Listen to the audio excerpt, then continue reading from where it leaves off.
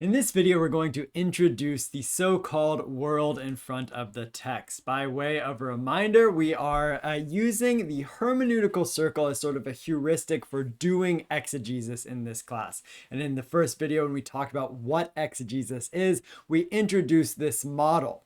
Or I should say this method. Remember, in this method, you can sort of start in any one of these three different circles that you see on the screen here, in any of the three different so-called exegetical worlds of the text. So the world behind the text, the world of the text, and the world in front of the text. And in this class, we're going to start by thinking about the world in front of the text. And there's reasons that I think we should start with the world in front of the text first, with respect to this class in particular, but also with respect to exegesis in general. So by way of reminder, we very briefly introduced the world in front of the text in that first video as really engaging who you are as a reader, how you're engaging the text, the purposes for which you're engaging the text, and the sort of medium in which you're engaging the text, along with the reception of a given passage in the past and in the present. And what I really want to focus in on is sort of, we'll start with thinking about us as readers and how we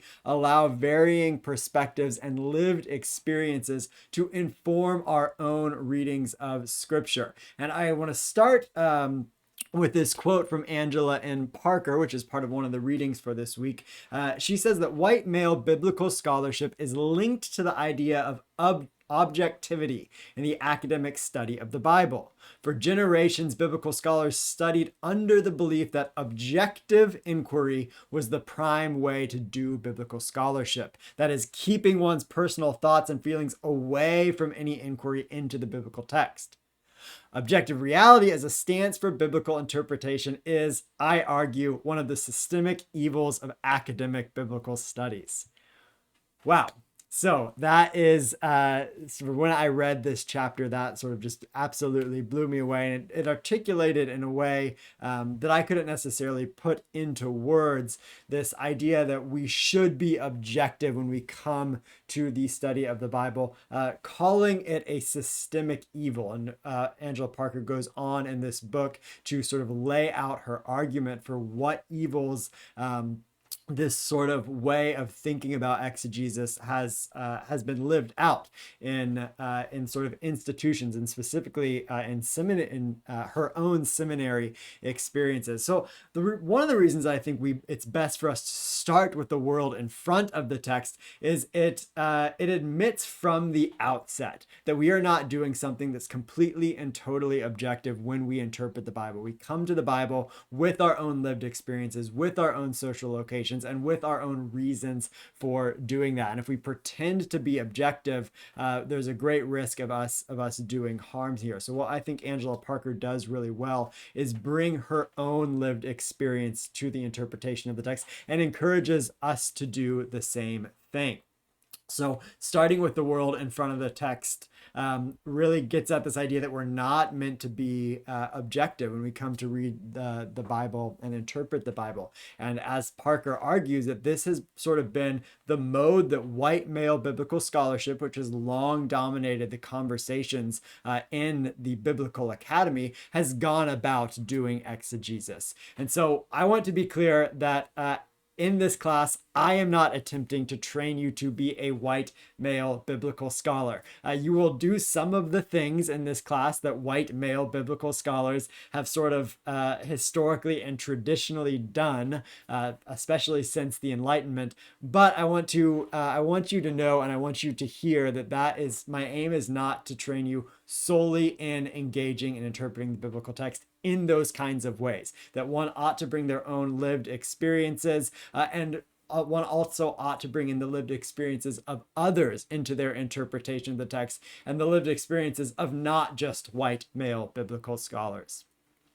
And Angela Parker in this same chapter says that her experience with seminary was often in training that crap no one cares about. That going into churches, the things that she learned in seminary sort of had no connection with the communities of the church. That the things that she learned didn't really matter for the lived experiences of people in the real world. So the other reason that we might start with the world in front of the text, with lived experiences and social locations, and what we bring to the what we bring ourselves to the text, is to avoid the sort of temptation or the trap to fall into of engaging that crap that no one cares about, that oftentimes gets written about by many white male biblical scholars. So I don't want you to experience in this class. I don't want you to feel like you are just simply engaging crap that no one cares about and engaging the biblical text in a way that has no meaning in the real world. So by beginning with lived experience and social location, we can sort of ask better questions about the text, questions that people do care about, that you care about and that I care about. And then sort of beginning with those questions, then we can use those other tools such as what we would call historical criticism or historical critical tool sets. And those are especially used with respect to the world behind the text and the world of the text. So if we start with these good questions, these questions that really have something to do with who we are, with our own lived experiences and our own social locations and the lived experiences and social locations of others, we can then use these other tools of critical biblical scholarship to engage those questions in really sophisticated ways and offer really sort of compelling takes and compelling interpretations of a biblical text. One of the things that I would always encourage you when you're sort of doing the act of interpretation, think, is this interpretation, one, is it life-giving?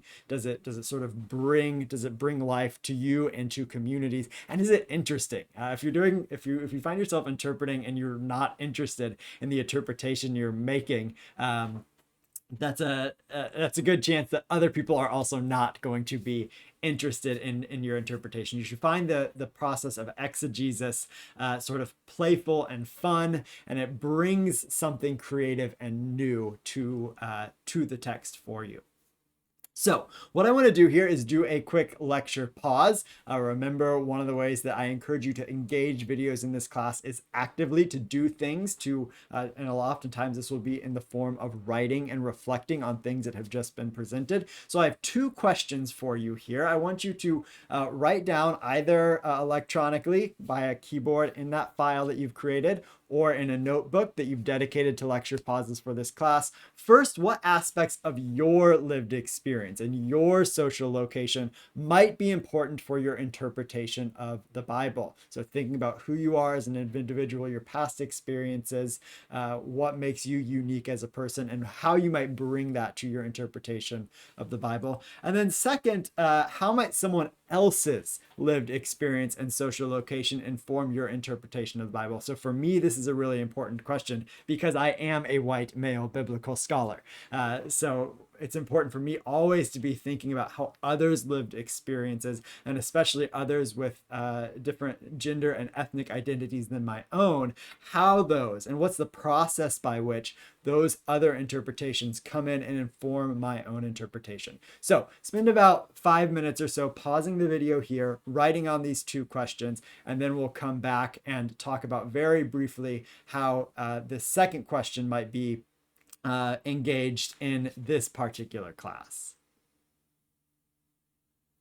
All right, so as to this second question, how someone else's lived experience and social location might inform our interpretation of the Bible. This is one of the primary reasons that I have assigned Alan A. Bosak's Comfort and Protest in this class. So what Bosak does so well is do just what we sort of outlined, beginning with social location, beginning with lived experience, but also bringing in the tools of exegesis to inform his interpretation from that particular perspective. So Bosak does not at all shy away from his lived experience and his social location in his reading of Revelation. He celebrates that. That is something that we should celebrate. and then brings in these other tools. And so one of the reasons that we're reading Bosak is so that his perspective can inform our own, that we're bringing his voice to the table and bringing the voice of others to the table in the act of interpretation. And so this is one way that we can answer that second question, is reading interpreters' takes that are different from our own, or reading interpreters whose social locations and lived experiences differ from our own in order to inform our own active interpretation. So we're going to close here. One more slide. So that's sort of the main way I think we should be thinking about the world in front of the text, as bringing one's social location, bringing one's lived experience, and bringing the lived experience and social locations of others to the interpretation of the text. But that's not the only way that the world in front of the text is engaged. There are other ways in which you might do this. I'm going to outline two here. One is the reception of the passage. Thinking about, if you've chosen a particular passage to work on and interpret, thinking about how that particular passage has been interpreted throughout church history, how it's been used throughout world history in positive or negative ways. One of the ways that I really like to think about the reception of a passage is in art. We sort of have engaged this a little bit with Anthony Falbo's Revelation chapter 4, the central image for this class.